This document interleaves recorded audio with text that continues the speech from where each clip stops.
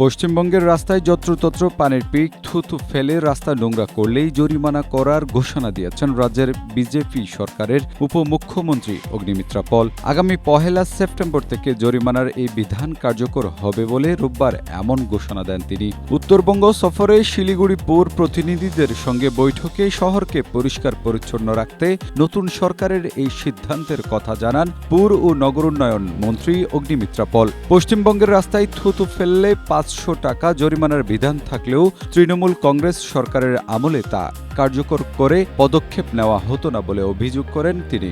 গত শুক্রবার রাজ্যের শহরগুলোকে আবর্জনা মুক্ত করে পরিচ্ছন্ন রাখতে 24 দফা নির্দেশনা জারি করে পৌর ও নগরোন্নয়ন দপ্তর। মন্দিরের ফুলও ফেলা যাবে না যত্রতত্র, দখলমুক্ত করতে হবে রাস্তা ও ফুটপাত। 1 সেপ্টেম্বর থেকে রাস্তায় যদি ময়লা ফেলেন, প্লাস্টিক ইউজ করেন, ফাইন হবে। আপনাদের মাধ্যমে উত্তরবঙ্গের মানুষ, দক্ষিণবঙ্গের মানুষকে জানাতে চাই, 1 তারিখ 1 সেপ্টেম্বর থেকে ফাইন আমি লাগু করছি।